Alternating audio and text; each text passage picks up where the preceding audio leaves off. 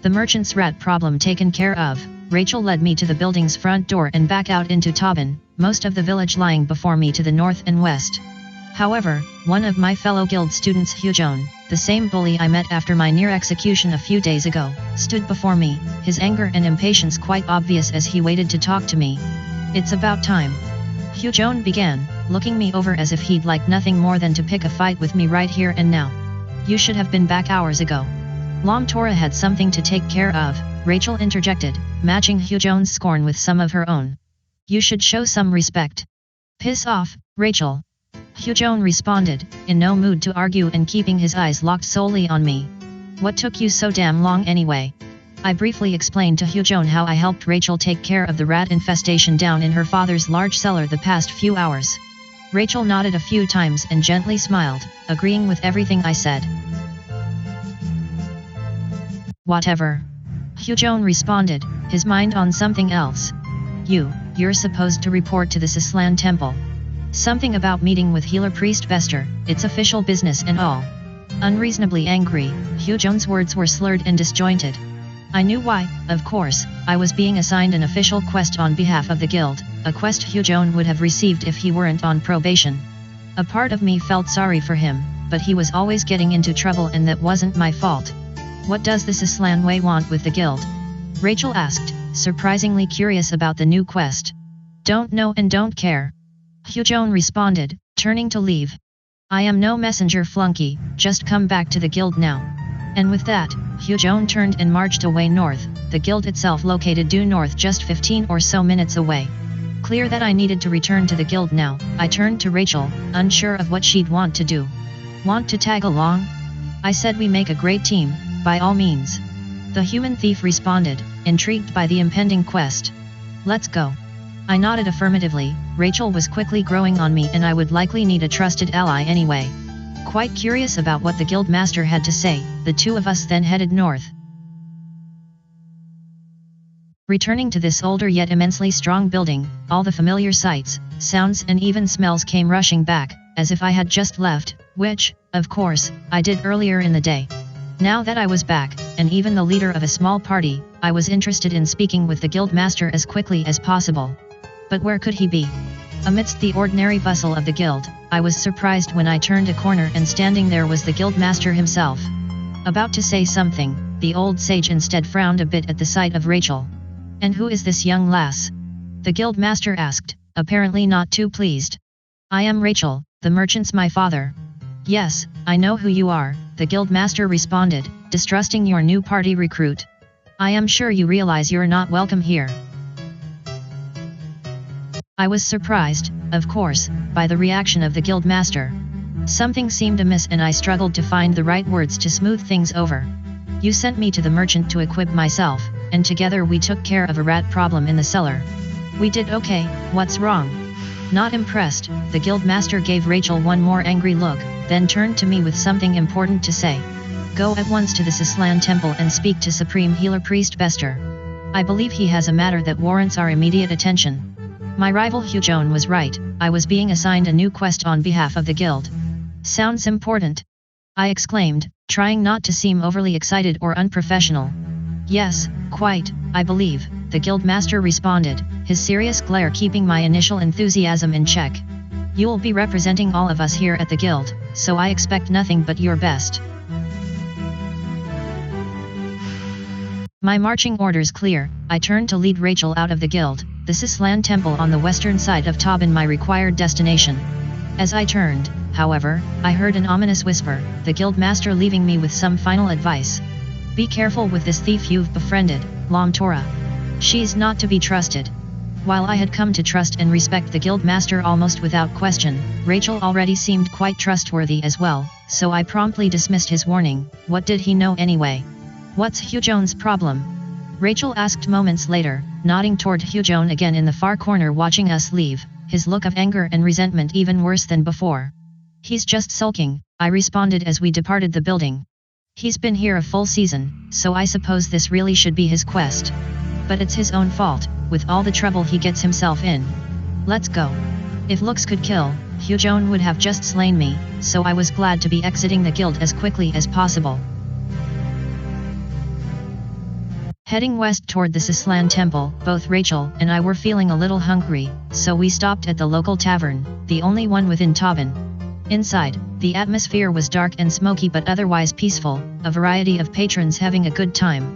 Treating Rachel to a free meal, I paid a total of 2 silver pieces. Our waitress collected the payment, showed us to a larger table within the tavern and soon brought plenty of food and drink for us to enjoy, the two of us spending the next hour or so eating, drinking, relaxing and listening intently for rumors. It didn't take long before 2 older women behind us began talking about some sort of undead monster that was sighted in the woods north of Tobin. The creature was supposedly slow like a zombie, but so far no one had been willing to approach and identify it. The mangled corpses found in the woods over the past few weeks certainly a deterrent. Of course, most of the conversations in the tavern centered around the coming of an actual Inner Circle representative who was scheduled to pass through Tobin shortly. While the Sislan Way dominated the lands around Tobin, and hence wasn't keen about the visit, the entire village was still planning some sort of ceremony upon her arrival. I didn't know much about the visit, but I would soon learn more. Continuing our way west toward the Sislan temple, we soon approached the center of Tobin, the outdoor location holding the only public drinking well within the village and thus the primary source of water for most within town, and subsequent informal meeting area. Indeed, a variety of townspeople were here, talking amongst themselves, bringing water to the surface and generally enjoying one another's company. At the moment, the area was also surprisingly decorated. It actually felt good to mingle within a crowd again, even if I didn't know any of the Tobin villagers here. A little curious, I then decided to start a conversation with someone to learn more. Standing near me was a young human woman whose name was Rosamund. She was particularly excited. An actual representative of the Inner Circle was due to pass through Tobin shortly. Rosamund noted that the last representative to pass through Tobin did so more than 40 years ago, so it was a very rare event. Enjoying her enthusiasm, Rosamund and I talked for several minutes about Representative Margaret, the coming representative, and all the buzz within Tobin. Rosamund flashed a genuine smile, then returned to the others preparing the village for Margaret's arrival. Recognizing the opportunity, Rachel and I helped ourselves to the well water, filling our water skins for any potential trips into the wilderness before continuing on our way. Minutes later, Rachel and I stood just outside the Sislan temple, a tall, white, opulent building that was the grandest and most revered within all Tobin. A single large doorway dominated its southern wall, while a variety of stained glass windows adorned each side of the building. Like all Sislan temples everywhere, this one was open and inviting and I led Rachel forward, about to enter. I can't say this is my favorite place in Tobin, Rachel stopped and then admitted, looking about. Are you into all this Sisla stuff? I knew what Rachel was asking. Was I a religious elf? Certainly, I was aware that nearly every human within Sislas was deeply religious, believing that Sisla the Deliverer long ago became a divine goddess who continued to watch over everything today. While most within Mariga passionately believed that Sisla the Deliverer not only ended the age of damnation nearly 1,000 years ago but eventually became a supreme goddess upon her attainment, I wasn't one of them and so I didn't think she was somehow watching over everyone with presumed great strength and wisdom. Rachel grinned, apparently feeling the same way, then I escorted her into the grand sanctuary. Entering the wondrous construction, the church was the largest and most prestigious building within Tobin, an impressive sight. Beyond the entrance chamber to the north hung 6 shimmering tapestries depicting the history of Sislas, while a splendid altar dominated the chamber along the northern wall. Supreme Healer Priest Bester himself stood about 20 feet away, motioning for us to approach. Strangely, a large conifer dominated the entry chamber here standing between us and the main temple beyond, its pine scent strong yet soothing. The pine tree was quite full, grown in this very spot over many years and carefully pruned, and the smell of the tree was almost overwhelming, coated with some sort of special antidote to something called the fear, something I would learn much about very soon. The scent of the tree filling the entry chamber and calming our senses, Rachel and I inspected the large conifer one last time before continuing to the north. Entering the temple proper, the wooden pews here were all arranged in a rough semicircle around the altar and pulpit to the north, the white walls of the splendid building covered with a variety of rich tapestries, 6 in all, depicting the general history of Sislas, while the ceiling had been carefully painted to appear as a wondrous rainbow crossing the sky. Looking about, I couldn't help but sense that the Sislans had gone to great expense to decorate their temple and try to provide a wondrous experience. The whole thing was lost on both of us, however, and felt fake and disappointing. Waiting for me in the main aisle amongst all the wooden pews was Supreme Healer Priest Bester, an older yet physically strong and somewhat intimidating holy man who seemed to always be doer even in the best of times. Rachel made me aware of who he was, and the political power he wielded here in Tobin, and I was surprised he actually asked to meet me by name.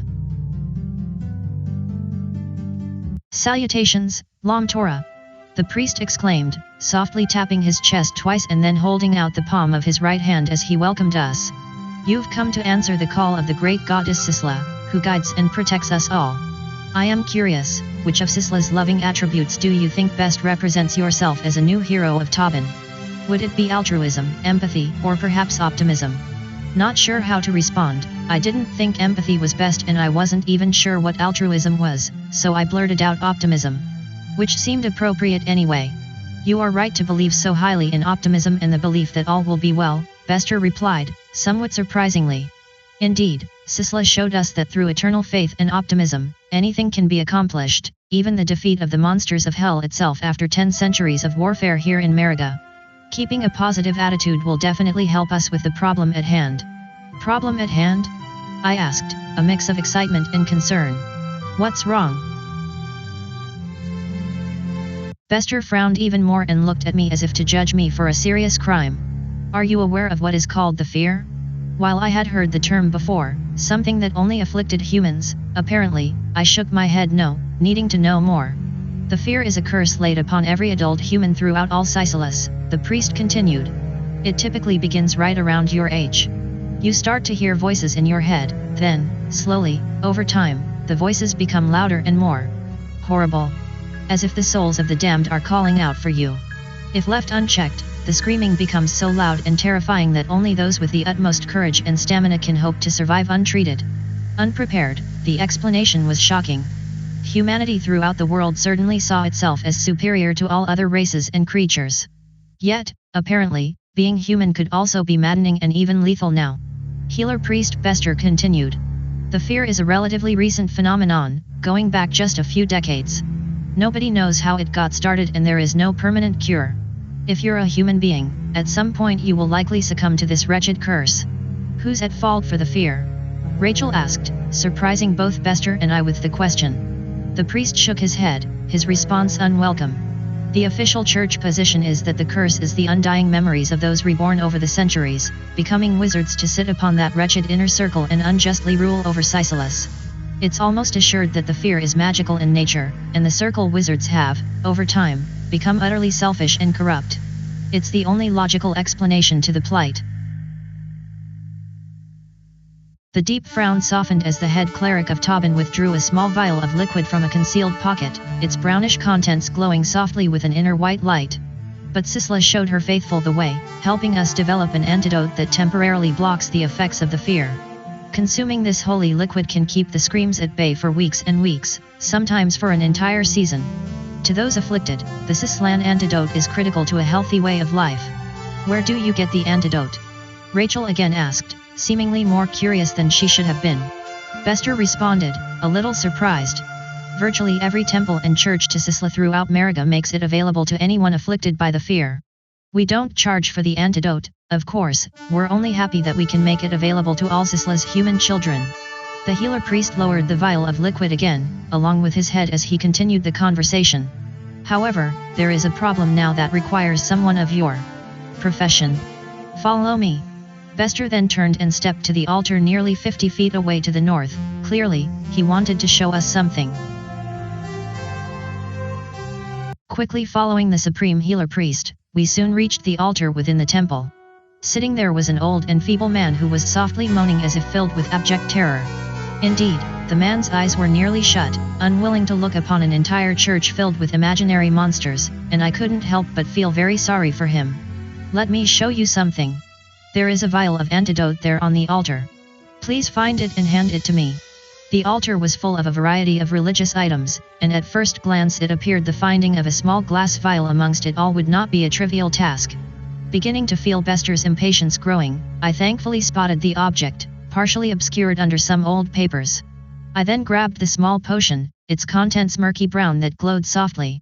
The vial was also warm to the touch and I felt a sense of calmness as I secured it, not unlike what I experienced when we passed by the evergreen marking the church entrance to the south. This unfortunate soul was found south of Tobin this morning, Bester continued, saddened. He's suffering terribly from the fear and will assuredly go insane if left untreated. Hand me the vial and let me show you something. I handed the vial to Bester and the priest wasted little time in helping the man first sip from it and then drink heartily, as if his subconscious recognized the antidote he was receiving. It took a few moments, but then the human man ceased his wailing, opened his eyes again and looked around in a daze, drugged now but at least temporarily cured of the madness. There. You see, my child? The antidote works, at least for a while. This poor soul has been freed of his demons. Is this a trick? I asked, rather skeptical of the whole thing. It's no trick, I can assure you, Bester replied, a little surprised and a bit discouraged by my response. Our antidote to the fear is very real. But there is a problem. Bester comforted the old man, then put the empty vial back down before turning to face us, his eyes most serious. Sadly, that's the last of the antidote, Bester confessed, quite concerned. There is a natural cave system just north of Tobin where my brethren toil to make all we need, but another shipment should have arrived 2 days ago and there has been no word. This isn't like my fellow priests and I fear something has happened. I know exactly where those caves are, Rachel whispered in my ear, rather excited. Sensing an opportunity as well, I nodded to Rachel and then encouraged healer priest Bester to continue.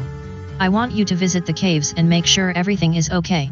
I would go myself, but in case something afoul is going on, I wouldn't be able to deal with it. I know you're new to Tobin but the guildmaster speaks very highly of you and I see you already have a companion. Report back once you know more. And what's in it for me? I asked, remaining polite but needing to ensure proper compensation as well. Yes, a reward, I was about to get to that, Bester replied, not surprised by my response. I forget, you adventurers always want something for your trouble. Fair enough. Go to the caves, discover what is going on and bring me back proof of your visit as soon as possible, Bester instructed, his voice a bit impatient. In return, the Sislan Way will reward you with 100 gold coins along with a few vials of the antidote should you want them. I will remain here within the temple until you return. Anything else? I asked, making sure I had all the facts before our departure. The cave is only a few hours away but you may want to collect some supplies before you go. Be sure to rest up. And I am glad you have a companion, I am concerned for my fellow priests and the area may be dangerous when you get there. Good luck, my child, and Sisla be with you. Bester nodded, then turned back toward the old man still sitting there, promptly dismissing us. Rachel grinned with excitement as we turned to leave, my first true quest now officially mine. As Rachel and I neared the southern exit of the Grand Chamber, we couldn't help but notice a tall, opulent tapestry dominating the southwestern wall, so perfectly woven that I suspected it may be magical. The scene within the tapestry depicted a fiery cataclysm, as if all the denizens of the world were being set afire. Representing an event known as the Extinction, it depicted an utter catastrophe that destroyed the godlike beings of Sicelus thousands upon thousands of years ago. While horrifying and unbearably sad, my understanding was that these powerful beings deserved their destruction as punishment for their arrogant, selfish, and technology-centric ways. Still, it was hard to truly relate to some event that occurred thousands of years ago. It certainly didn't affect, or even influence me today. I guess it was important for people to understand their beginnings, and that the world had to first be purged and destroyed before it could be reborn again and made ready for the humans, dwarves, elves, and halflings that occupy it today. As I further studied the tapestry, I began to hear a very distant echo, as if the sounds of the catastrophe were now faintly audible from all around. At this point the artwork became quite vivid, even disturbing, and I wasn't sure I wanted to continue looking at it. Now almost communicating directly to me, the images and scenery locked within the tapestry spoke to me deeply, as if I were amongst the damned portrayed and experiencing my last few terrible moments alive. The shock and horror these beings must have felt as the end suddenly came must have been truly horrible, and soon I had to turn away from the tapestry to break the object's hold on me. Moving on to the next tapestry against the western wall, it took a few moments for me to recognize that it depicted the first human beings to spread out across the continent of Mariga, seeing themselves as superior to all other creatures, and especially their humanoid brethren, the dwarves, elves, and halflings. To these early humans, the humanoid races were seen as feral, not just inferior to humanity but actual vermin that were competing for the same resources as humanity. Ultimately, the dwarves, we elves and the halflings all had to be put in their place, and much blood was spilled in the name of manifest destiny, and I wondered what right a culture had to displace and even harm others to get what it wants. Of course, when cultures clash, those who emerge as the victor record associated events from their own biased point of view. Hence, history is written in a way that not only favors that bias but apologizes for it or even justifies it as well. In this case, it was humanity that eventually defeated the dwarves, elves, and halflings, subjugating us for 3 full centuries, the time of servitude. Examining the tapestry a little further, I recognized that the defeated dwarven, elven, and halfling races were actually smiling as they acted as servants to their human conquerors.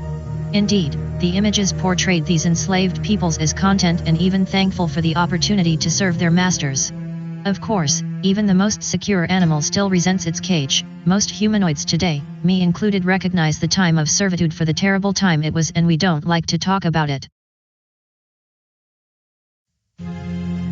Inspecting the tapestry in the northwestern corner of the grand chamber, it was filled with dark-skinned elves surprising the armies of the humans and all but conquering them. Also known as the Drow, these sinister elves were not only cunning and well-disciplined but users of technique as well, and in a series of lightning attacks they overwhelmed their human opponents. Worse, humanity had all but enslaved the dwarves, elves, and halflings, so they stood alone against the dark elf onslaught. The tapestry made it clear the Drow caught the humans by surprise, and I thought to myself that allies are far better than slaves. If humanity had allied themselves with the dwarves, elves, and halflings instead of essentially enslaving them during the preceding time of servitude, the humans would have been a much stronger force and the continent of Mariga would not have nearly fallen to the Drow. Then, in the shadows near the bottom of the tapestry, I noticed several depictions suggesting that the human armies soon had no choice but to ask the dwarven, elven, and halfling populations to join them in the fight against the dark elves. Apparently, some sort of truce was struck, as the 4 races were eventually able to beat the Drow back and rescue most of Mariga from the enemy. Moving on to the tapestry near the northeastern corner, it depicted a horrendous crack in the earth and the legions of hell itself spilling out to wage war. Studying the depictions carefully, it appeared that the Dark Elves, after initially attacking humanity with a great deal of success, were suddenly on the verge of defeat. Rather than concede, the Drow instead unleashed the Hellions from the realm of nightmares, initiating a cataclysmic war known as the Age of Damnation that lasted nearly a full millennium. Recalling what I knew about the realm of nightmares, also known as hell by some cultures, the realm of nightmares was not only home to devils, demons and other monstrosities, but it lay on another plane of existence that is deadly to anything mortal. Driven by everything that is most unholy, the monsters from the realm are forever looking for new worlds to conquer and destroy, and Sislan fell victim to these beings for nearly 1,000 years during the aptly named Age of Damnation. Continuing to examine the terrifying tapestry a bit more, I wondered how the forces of good could have possibly survived against such evil for such a long period of time. For how broken society feels today, for all the anger and animosity between the inner circle and the Sislan way, for all the hardships and injustices I've personally experienced in my young life so far, it all pales in comparison to the pain, horror, and loss my predecessors experienced. All things considered, it's a miracle anyone is even alive today. Continuing with the tapestry in the northern half of the eastern wall, it was full of life and color and everything it means to be a true hero of the world. Sislan the Deliverer, now, supposedly a supreme goddess who watches over all, originally became the first human to wield true magic nearly a millennium ago. Through her great strength, incredible power, and absolute convictions, Sislan helped the humanoid armies defeat and destroy the Hellions, then close the breach to the realm of nightmares, ending the Age of Damnation and giving rise to what would become the Sislan Utopia. Of course, the legend of Sislan seemed too good to be true. Who really knows what happened all those centuries ago? Perhaps there was a Sislan the Deliverer, and perhaps she helped in some significant way to defeat the Hellions and end the Age of Damnation. But history is easily convoluted, mistakes are often made in the passing down of events and, all too often, utter lies are embedded to embellish the story or help the teller personally profit. A story as grand as Sislan's had to be met with skepticism, especially given that humanity often interpreted it as absolute fact. Continuing to scan the tapestry, I was suddenly surprised by an element that was missing: acknowledgement of the inner circle. To defeat the Hellions, Sisla created a small army of fellow magic users, and afterwards appointed those wizards to the very first inner circle so they could heroically guard and protect the continent of Mariga for all time. While the circle's utility today is up for debate, to not acknowledge the circle at all within the tapestry here was surprising, and a little insulting.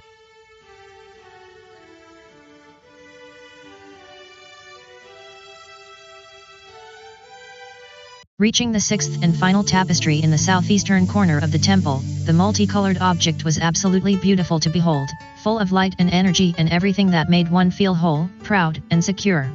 Although Sisla the Deliverer originally assigned the inner circle with the task of governing the human nations of Mariga just before her attainment, it only took a few centuries for the circle to take full advantage of its privilege and slide into corruption. The Sislan way, dedicated to the safety and welfare of the people as well as the divinity of Sisla after her attainment, quickly rose in power and influence, today rivaling the power and authority of the circle itself, and hence becoming its primary adversary. According to Sislan lore, while the inner circle, the collection of truistic wizards that represented and governed each country within the continent of Mariga, did everything in their power to renounce Sisla as the genuine goddess she soon became, over the past few centuries the Sislan way has gained immense influence and power, to the point where it now rivals the circle itself. Indeed, there are far more humans who trust in Sisla today than the authority of the inner circle, and that trend should only continue.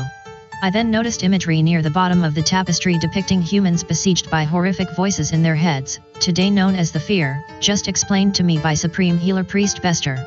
Again, the Sislan way had concocted an antidote to the deadly condition, a brownish liquid that, when consumed, temporarily alleviated the condition and caused the voices to subside. Most consider the antidote nothing short of miraculous, and the Sislan way takes great pride in providing the substance to any human who requests it.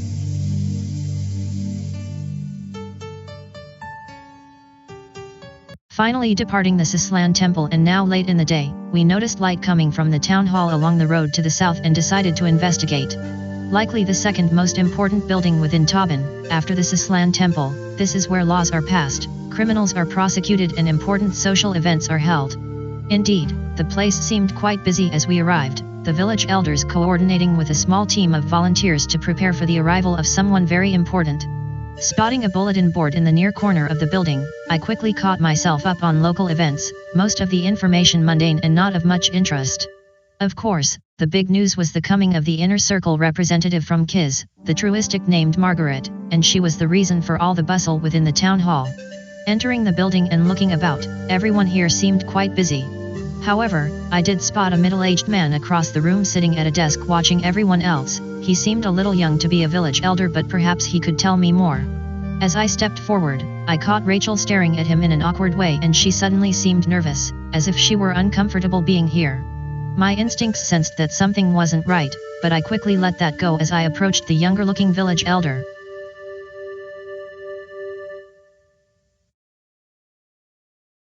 Briefly waiting for an opportune moment, I soon introduced myself to the man, explaining that I would just become a new guild hero and that I was curious about the coming circle representative. "You can call me Darius," began the mysterious man, someone I wouldn't have guessed had recently become a village elder. Equally strange, I smelled a whiff of something rancid. Darius had horrible breath, and for a moment I instinctively turned away, appalled by the elder's bad breath. Darius recognized this, of course, and commented, "Please excuse my condition. It's something I can't help." The situation suddenly awkward, I nodded my head and sheepishly asked Darius to continue. "I joined the elders a season ago just to coordinate this visit by the circle," Darius continued. "She will be here shortly and it's my job to ensure that nothing goes wrong. I am busy, but I will make time for one question. What do you want to know?" "Why is the circle member even coming?" I asked, a seemingly appropriate question. Darius considered my question for a long moment before responding. "Officially, she's just passing through. She couldn't care less about Tobin specifically. But she will soon learn all about this quaint little town. Soon, the entire circle will know about it." I noticed a slight grin from Darius and suddenly felt like something wasn't quite right. From my recent training at the guild, I would learned enough to know when magic was being used against me, and I detected it. Someone was trying to magically charm me. Was there something more to Darius than he was telling me? "Now, I have pressing matters to attend," Darius remarked as he stood before me, about to depart. "Nice chat. I suspect we will meet again soon." Darius grinned again, clearly knowing more than he was sharing with me. The smelly man then stepped away and melted into the crowd beyond, leaving me to ponder. With nothing more to do here, Rachel and I then departed the town hall, my encounter with Darius, and Rachel's reaction to him most strange.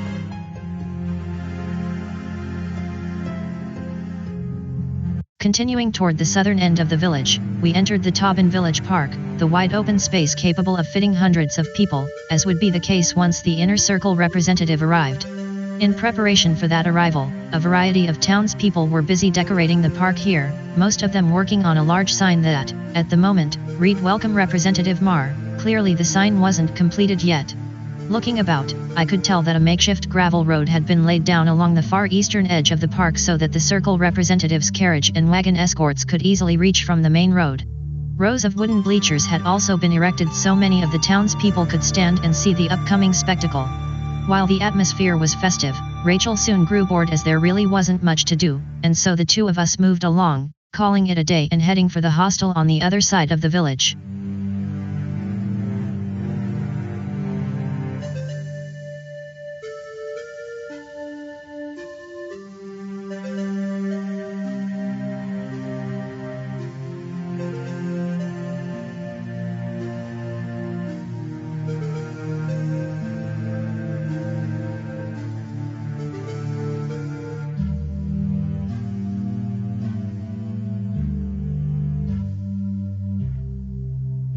While nothing fancy, the hostel here seemed warm and cozy, a fine place to spend the night and enjoy a good breakfast in the morning. Like other establishments within Tobin, the place was in the process of being decorated as well, preparing for the arrival of someone very important. As the two of us entered, however, we recognized a bit of a commotion coming from the main desk where a very old woman was arguing with two younger girls.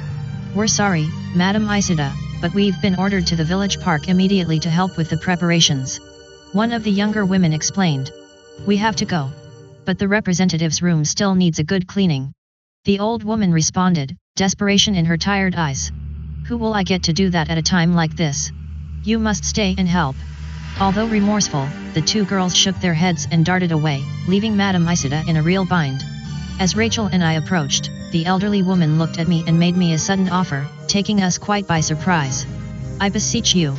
The whole town has gone crazy with the representative's arrival and I find myself without anyone to prepare her room. Just an hour of your time is all I need, please, help me." I recalled something my guildmaster once said: sometimes, being a hero isn't about rescuing princesses or slaying dragons. It's about being in the right place at the right time, and being willing to do the right thing. And so my response was, oddly, heroic. "Yes, get me a mop and bucket." "Oh, thank you, thank you," Madam Isida shouted, her appreciation obvious. "The representative and her entourage will occupy the entire upstairs. Most of the rooms are already done, just scrub the floor of the main suite and change the linens. When you're done, let me know and I will offer you a special gift." Rachel rolled her eyes, almost shocked that I would accept such a menial task. Acknowledging the woman's instructions, however, I went upstairs, quickly found the resources I needed and set to work. The cleaning was no fun, of course, but given the importance of the activity I truly gave of myself, spending over 2 hours to make sure the room was immaculate for the coming inner circle representative. Madam Isida was pleased with the result, and as I returned to the main desk she handed me a small pouch, an apparent reward. "Thank you again, Long Tora. Another hero left a small sack here years ago, I want you to have it." She then handed me a small grey sack lying atop her desk. Inside were a few gold coins and 3 potions of healing, which I secured into my backpack. "Nice." Madam Isida smiled again, wished us well and even provided a free night's stay at the hostel, content that a real adventurer had helped her out in her time of need. Wanting to depart for the caves north of Tobin at daybreak, Rachel and I graciously accepted the free room and turned in for the night, my first day as a new hero of Tobin moderately successful. And that's a wrap of episode number 3, a Sislan Request. Expect additional episodes every few weeks as the story continues. Looking